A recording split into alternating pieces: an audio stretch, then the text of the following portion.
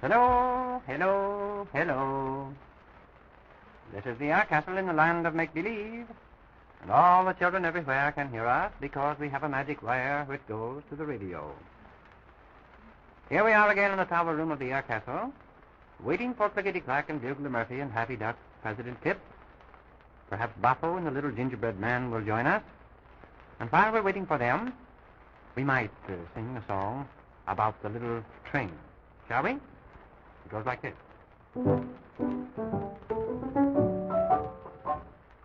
Come, little playmate, play with me the wonderful game of train. First, little playmate, you can be conductor from here to Maine. Second, playmate, the engineer. Third, the fireman strong. I'm the brakeman, never fear, we're sure to get along. Ding dong. All aboard, here we go.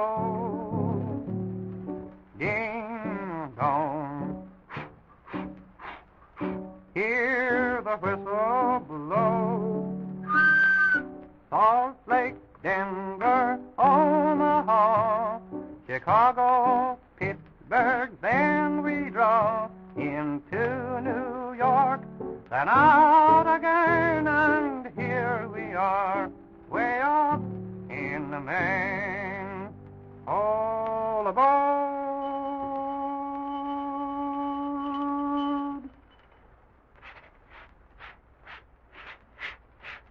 There comes the little toy train. I wonder who's in it. Oh, we can see now. Clickety-Clack and Bugler Murphy are coming in on the little toy train. Oh, it's the cutest little toy train, all painted different colors. Every car is a different color.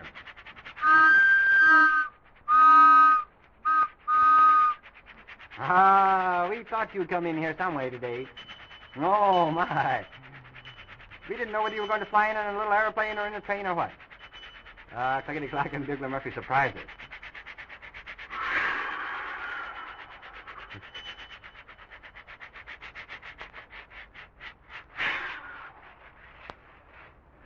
Hello, Clickety-Clack and Bugler Murphy. Oh, have you been riding all around Toyland in that little train of yours? Oh, you had a great time trying to get away. Is that so? Tell me all about it, will you, Clickety-Clack and Bugler Murphy? Maybe you'd better let Bugler Murphy talk. I can understand him a little better. Clickety-Clack has the funniest little rattling language.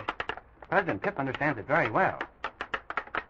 You see, President Pip used to be a telegraph operator in the land of Upside Down, and perhaps that's where he learned how to understand Clickety-Clack's little dots and dashes. Oh, Clickety-Clack, you are very fluent and very eloquent. But you talk a little bit too fast for us. All right, Bugler Murphy, you tell us the sad story. Well, you see, it was like this, he said. Coming from Toyland, met some pirates. And what did they do? Oh, they put a toy cow on the track and stopped the train. You had to stop to keep from running over the toy cow. And what do you think of that? And then what did they do? When we stopped, they said, we're going to take the train. Oh, and then what happened? Clickety-Clack scared the cow. And then?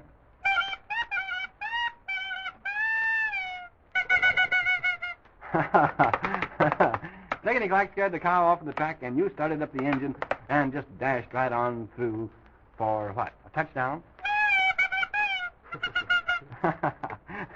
You came home heroically, and here you are. Well, we think that was very exciting. We'll have to tell President Pip about that. By the way, Clickety-Clack and Bugler Murphy, I think President Pip expects us to come down to the observatory today. Well, hello, little gingerbread man. Where were you?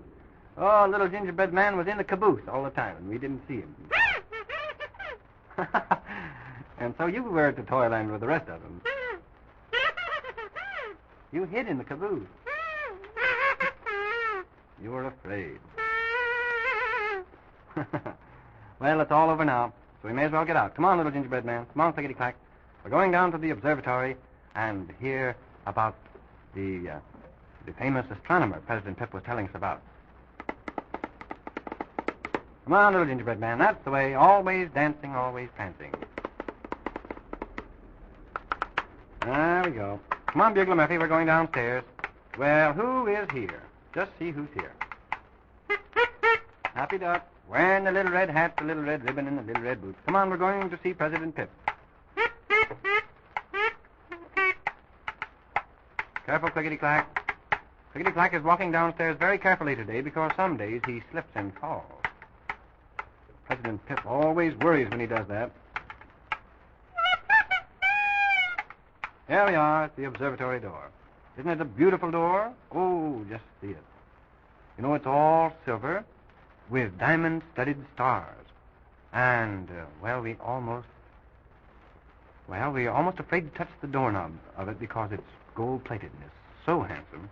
But President Pip, of course, says that it's to be used, so... Come right in, he said. Come on, Bugler Murphy and Clickety-Clack, and Little Gingerbread Man, and Little Happy Duck.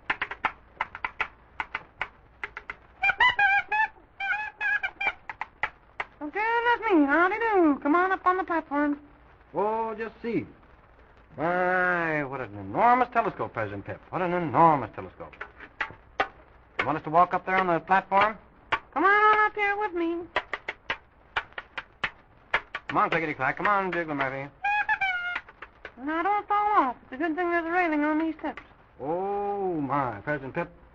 You know, this observatory room is about 100 feet high, and in it is a tremendous telescope invented by an astronomer who lived here long years ago with new little devices added by President Pip. Of some consequence and importance, I might add. Modestly. Yes, President Pip. I think the machinery which turns it around is your invention, is it not? Yes, it is. Well, here's the chart I was telling you about. Oh, thank you, President Pip. How very interesting. Very old. Oh, I see. Yes. Well, it's a picture of the astronomer. And, it's awfully hard to read, but I can just about tell from the pictures on here what it means. Because I believe I've heard this story before, President Pip. Well, why don't you tell us about it? Well, you see, President Pip, this astronomer lived here many, many years ago. And he had a telescope. Not exactly this one, because he had a smaller one at first, which he had invented, and it had large lenses in it, larger than anyone had ever seen before. And he would spend hours looking through the eyepiece at the stars and planets and other worlds, trying to see them more distinctly so that he could understand them better. And what he wanted to know most of all was if there were life on these other worlds. Well, goodness me, what did he find? He looked very closely and thought at one time that he saw something moving on one of the other worlds, but he couldn't be sure. He thought again that perhaps it might only be mists gathering or clouds forming. And so he felt very unhappy about it. He decided that he would try and get another lens, much larger. He set out for the nearest city and met there with some of the craftsmen who had been making lenses and other devices known to the world at that time, and asked them if they had a lens or could make a lens large enough for him to use in the new telescope which he was to build. They all shook their heads. So he went on from this city to another, meeting with the same poor fortune. And he went on still to another, and then another. And finally, when he came to the largest city of them all, he felt that if he could not find his lens here, he must give it up. And to his great sorrow, he found that no one there would try to make a lens for his telescope of that size. I guess because when they started to make the real big ones, just about get 'em finished and they would break or something. Yes, that's just it, President Pip. And oh, it would take months and months to make one. So he felt very downcast and went out into the woods and sat down upon a great stone. And there he sat with his knees, his elbows on his knees and his head in his hands. And he was a very sad sight to behold, when all of a sudden a wee little voice close to him said, "I know what you are thinking, and I know how to help you." The astronomer quickly turned and saw the funny little, tiny little man. About like me? Oh, no, President Pip, much smaller, much smaller. Why, you're 3 feet high, and he was only about 8 inches high. The astronomer asked him what he could do, and the little man told him to go home and sit quite all alone in a room that had nothing in it save a chair, nothing to take his mind away from what he was thinking, and to think about the other worlds with all his might and main, and that he would learn, without even looking through a telescope, about them.